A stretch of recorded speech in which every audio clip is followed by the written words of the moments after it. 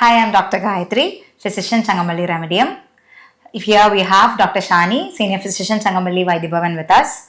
വളരെ റെലവെന്റ് ആയിട്ട് ഇപ്പം നമുക്ക് കേട്ടുവരുന്ന ഒരു രോഗാവസ്ഥ അല്ലെങ്കിൽ ഒരു കണ്ടീഷൻ ആണ് PCOD അല്ലെങ്കിൽ PCOS. അപ്പൊ ഇതിനെക്കുറിച്ച് കുറെ മിഥ്യാധാരണകൾ എന്ന് പറയുന്നത് ഇപ്പോഴും നമ്മുടെ സമൂഹത്തിൽ വളരെയധികം നിലനിൽക്കുന്നുണ്ട്. അപ്പൊ നമുക്ക് അതിനൊരു അവയർനെസ് എന്നുള്ള രീതിയിലാണ് നമ്മൾ ഇന്നത്തെ ഡിസ്കഷൻ മുന്നോട്ട് കൊണ്ടുപോകുന്നത്. സോ നമുക്ക് സ്റ്റാർട്ടിങ്ങിൽ തന്നെ എന്താണ് PCOD അല്ലെങ്കിൽ എന്താണ് PCOS എന്നുള്ളൊരു ക്ലാരിറ്റി ആദ്യം വരുത്താം. So doctor, what is PCOD or PCOS?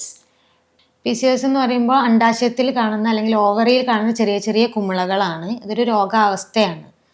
ഇത് കാരണം ലേഡീസിൽ ഒരുപാട് ഹോർമോണൽ ഇഷ്യൂസ് ഉണ്ടാവാറുണ്ട്. അതേപോലെ തന്നെ സിംറ്റംസ് ആയിട്ട് നമ്മൾ കാണുന്നത് വെയിറ്റ് ഗെയിൻ, വെയിറ്റ് ഇങ്ങനെ കൂടിക്കൊണ്ടിരിക്കുക, പിന്നെ രോമ വളർച്ച, അമിതമായിട്ടുള്ള രോമ വളർച്ച ഫേസിലാണ് ലേഡീസിൽ കൂടുതലായിട്ട് കാണുന്നത്. മീശ താടി രൂപത്തിൽ വരും കൂടുതലായിട്ട്. അത് മാനസികമായിട്ടുള്ള പ്രശ്നങ്ങളാണ് കൂടുതലായിട്ട് അതിൻ്റെ കൂടെ നമ്മൾ കണ്ടുവരുന്നത്. പിന്നെ പിഗ്മെൻറ്റേഷൻ കൂടും. കഴുത്തിൻ്റെ ബാക്കിലൊക്കെ ബ്ലാക്ക് കളർ കുറച്ച് കൂടി വരും. കഴുത്തിൽ മാത്രമല്ല പിഗ്മെൻറ്റേഷൻ കൂടുക ചെയ്യുക. അപ്പം മുട്ടിന്, കൈമുട്ട്, കാൽമുട്ടിലൊക്കെ പിഗ്മെൻറ്റേഷൻ കൂടി വരുന്നതായിട്ട് കണ്ടിട്ടുണ്ട്.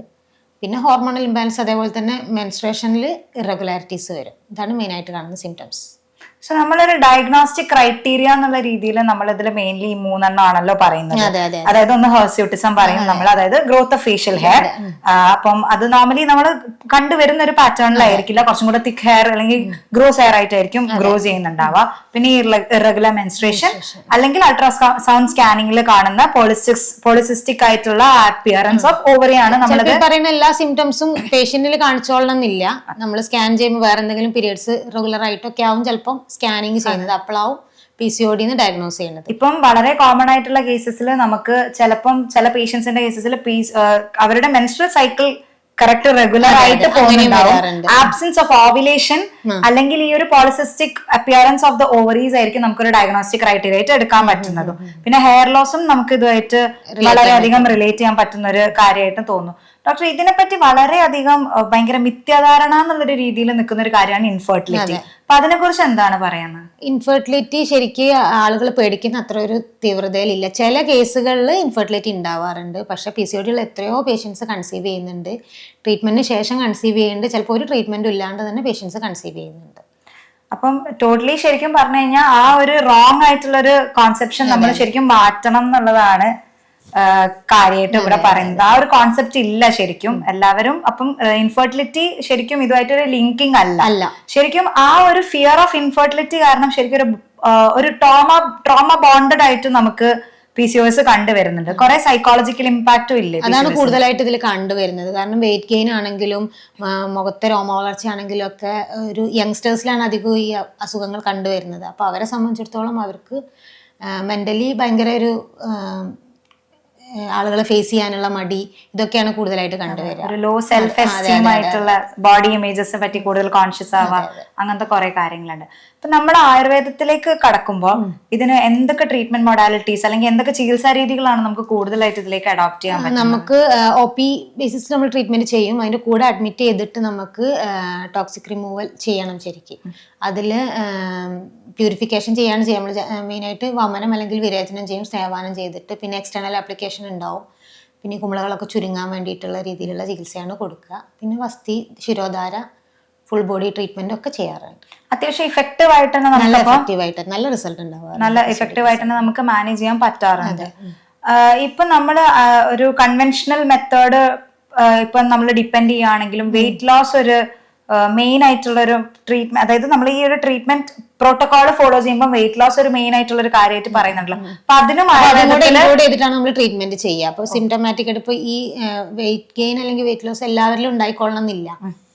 ഒരു പേഷ്യന്റ് PCOD ഉള്ള പേഷ്യന്റിൽ ഉണ്ടായിക്കൊള്ളുന്നത്. പക്ഷെ പേഷ്യന്റിന്റെ കണ്ടീഷൻ വെച്ചിട്ടാണ് നമ്മൾ ട്രീറ്റ്മെന്റ് ചെയ്യുക. വെയിറ്റ് കൂടുതലുള്ള പേഷ്യന്റ് ആണെന്നുണ്ടെങ്കിൽ വെയിറ്റ് കുറയ്ക്കാനുള്ളതും, കുറവുള്ള പേഷ്യന്റ് ആണെങ്കിൽ അത് കൂട്ടാനുള്ള രീതിയിലാണ് ചികിത്സകൾ ചെയ്യുക. അപ്പൊ നമുക്കിപ്പോ അധികം ആർക്കും അറിയാത്തൊരു കോൺസെപ്റ്റ് ആയിരിക്കും PCOD എന്ന് പറയുന്ന ഒരു സാധനത്തിൽ വെയിറ്റ് ഗെയിൻ മാത്രമല്ല വെയിറ്റ് ലോസ് എന്നുള്ള ഒരു കണ്ടീഷനും കൂടെ ഉണ്ട്. അപ്പൊ ലീൻ PCODക്കും നമുക്ക് ആയുർവേദത്തിൽ ട്രീറ്റ്മെന്റ് ഇഫക്റ്റീവ് ആയിട്ട് ട്രീറ്റ് ചെയ്ത് മാറ്റാൻ പറ്റും. ഹെൽത്ത് ഇംപ്രൂവ് ചെയ്യാന്നുള്ള രീതിയിൽ തന്നെയാണ് ചെയ്യുക. അതിന്റെ കൂടെ പീരിയഡ്സ് റെഗുലർ ആണെങ്കിൽ അത് റെഗുലേറ്റ് ചെയ്യുക. ബാക്കിയുള്ള സിംറ്റമാറ്റിക് റിലീഫിനുള്ള ട്രീറ്റ്മെന്റുകളാണ് ചെയ്യാറുള്ളത്. ഇപ്പം PCOS ലിങ്ക്ഡ് ആയിട്ട് നമുക്ക് കുറെ ട്രോമ എപ്പിസോഡ്സ് അല്ലെങ്കിൽ ഡിപ്രസീവ് എപ്പിസോഡ്സ് അല്ലെങ്കിൽ കൂടുതൽ അഗ്രസീവ് ആവാം, അങ്ങനത്തെ കുറെ കണ്ടീഷൻസ് അല്ലെങ്കിൽ സൈക്കോളജിക്കലി ആസ്പെക്ടിൽ നമ്മൾ നോക്കുകയാണെങ്കിൽ ഒരുപാട് ഇൻഫ്ലുവൻസ് ഉള്ള ഒരു കണ്ടീഷനാണ് ഇത്. അപ്പൊ ഇതിന് നമുക്ക് ആയുർവേദത്തിൽ എന്തൊക്കെ ചെയ്യാൻ പറ്റും? നമ്മൾ ശരിക്കും ഒരു ടീമായിട്ടാണ് വർക്ക് ചെയ്യുന്നത്. അപ്പോൾ സൈക്കാട്രി സൈക്കോളജി സപ്പോർട്ട് വേണമെങ്കിൽ അത് കൊടുക്കും. ഇതിന് കൂടെ യോഗ, മെഡിറ്റേഷൻ, ഈ വക ട്രീറ്റ്മെൻറ്റ് ഇത് സപ്പോർട്ടീവായിട്ട് ചെയ്യാറുണ്ട്. അതേപോലെ തന്നെ ഏത് അസുഖമാണെന്നുണ്ടെങ്കിലും ഇപ്പോൾ PCOD മാത്രമല്ല എല്ലാ രോഗത്തിലും ഇങ്ങനെ തന്നെയാണ് ചെയ്യുന്നത്. സപ്പോർട്ടീവായിട്ടുള്ള ഒരു ട്രീറ്റ്മെൻറ്റ് നമ്മൾ കൊടുക്കും, സപ്പോർട്ട് കൊടുക്കും.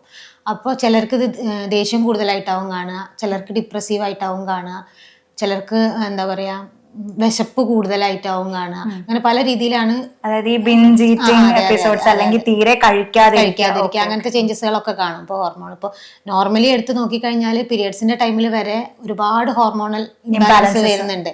അപ്പോൾ അത് റിലേറ്റഡ് ആയിട്ട് തന്നെ നമുക്ക് മെന്റലി ഒരുപാട് പ്രശ്നങ്ങൾ ലേഡീസ് എപ്പോഴും ഫേസ് ചെയ്യുന്നതാണ്. അതിപ്പോൾ പീരിയഡ്സ് ടൈമിൽ വേറെ ആവും, ഓവുലേഷൻ ടൈമിൽ വേറെ ആവും, ലൂട്ടിയൽ ഫേസ്, ഓരോ സ്റ്റേജിലും വ്യത്യാസം വരും. അതേപോലെ തന്നെ PCODയിലും നല്ല രീതിയിൽ മെന്റൽ ഇഷ്യൂസ് ഉണ്ടാവാറുണ്ട്. അപ്പൊ അതിന് സപ്പോർട്ടീവ് തെറാപ്പി നമ്മൾ ചെയ്യാറുണ്ട്. ഇപ്പൊ ഞാൻ നേരത്തെ മെൻഷൻ ചെയ്ത പോലെ ട്രോമ ലിങ്ക്ഡ് ആയിട്ടുള്ള PCOD നമ്മൾ വളരെ കോമൺ ആയിട്ട് കാണുന്നുണ്ട്. അതായത് ഇപ്പൊ പണ്ട് സെക്ഷൽ അബ്യൂസ് നേരിട്ട കുട്ടികള് അല്ലെങ്കിൽ ഒരു അബ്യൂസീവ് ചൈൽഡ് എപ്പിസോഡ്സ് ചെറുപ്പത്തിൽ ഉണ്ടായിരുന്ന കംപ്ലീറ്റ് ഹിസ്റ്ററി എടുക്കുക എന്നുള്ളതാണ് ഇതിൽ ഏറ്റവും ഇമ്പോർട്ടൻ്റ് ആയിട്ടുള്ള കാര്യം. അപ്പൊ നമ്മൾ എല്ലാ സൈഡും നോക്കിയിട്ട് വേണം ട്രീറ്റ്മെന്റ് ചെയ്യാൻ. അപ്പൊ നമുക്ക് മെന്റൽ ഫാക്കൽറ്റി ഒരു ഭയങ്കര ഇമ്പോർട്ടൻ്റ് ആയിട്ട് എടുത്തിട്ട് വേണം ചെയ്യേണ്ടത്. എല്ലാവരും സ്ഥിരമായി ധരിച്ചു വെച്ചിരിക്കുന്ന ഒരു കോൺസെപ്റ്റിന്റെ ഔട്ട്സൈഡ് ആയിട്ടാണ് ഇപ്പൊ കൂടുതൽ കാര്യങ്ങൾ നമ്മൾ അറിയുന്നത്. കാരണം ആദ്യം എന്ന് വെച്ചിട്ടുണ്ടെങ്കിൽ PCOD ഒരു കംപ്ലീറ്റ്ലി ഇൻഫെർട്ടിലിറ്റി കോസ് ചെയ്യുന്ന അല്ലെങ്കിൽ കൂടുതൽ വണ്ണം ഉള്ളവർക്ക് മാത്രം വരുന്ന അങ്ങനത്തെ ഒരു ക്ലോസ്ഡ് സർക്കിളിൽ മാത്രം ഡിസ്കസ് ചെയ്തപ്പെട്ടുകൊണ്ടിരുന്ന ഒരു ടോപ്പിക് ആയിരുന്നു. അപ്പൊ നമുക്ക് അറിയാം അങ്ങനെ മാത്രമല്ല, കുറെ സ്ട്രെസ് ലിങ്ക്ഡ് ആയിട്ടും കുറെ ലൈഫ് സ്റ്റൈൽ റിലേറ്റഡ് ആയിട്ടും ഭയങ്കര ഇമ്പോർട്ടന്റ് ആണ്. അതെ, ഫുഡായിട്ട് ഇപ്പൊ ഔട്ട്സൈഡിൽ നിന്നുള്ള ഫുഡുകൾ കൂടി ലൈഫ് സ്റ്റൈൽ തന്നെ മാറിയില്ല. ഈ സ്ട്രെസ് ഇൻഡ്യൂസ്ഡ് PCODനെ പറ്റിയാണെങ്കിലും ഈ ലീൻ PCODനെ പറ്റിയാണെങ്കിലും ആൾക്കാർക്ക് അധികം അങ്ങോട്ട് അറിയില്ല. അപ്പം എല്ലാവരെയും വിചാരം തടി കൂടുക തന്നെയാണ്, വെയിറ്റ് ഗെയിൻ മാത്രമായിട്ട്. അപ്പം കുറെ നമ്മളെ ബോഡി ഇമേജ് ഇഷ്യൂസ് അല്ലെങ്കിൽ ഒരു ലോ സെൽഫ് എസ്റ്റീമിലേക്ക് ഇൻഡിവിജ്വൽസിനെ ലീഡ് ചെയ്യുന്ന രീതിയിലായിരുന്നു എപ്പോഴൊരു സൊസൈറ്റിയൽ ആയിട്ടുള്ള ഒരു സ്ട്രക്ചർ ഫോം ചെയ്തിട്ടുണ്ട്. ഐ ഹോപ്പ് നമ്മളുടെ ഈ ഡിസ്കഷൻ അവരെ അതിന് help ചെയ്യുന്നുള്ളത്. So it was a nice discussion with you. Thank you.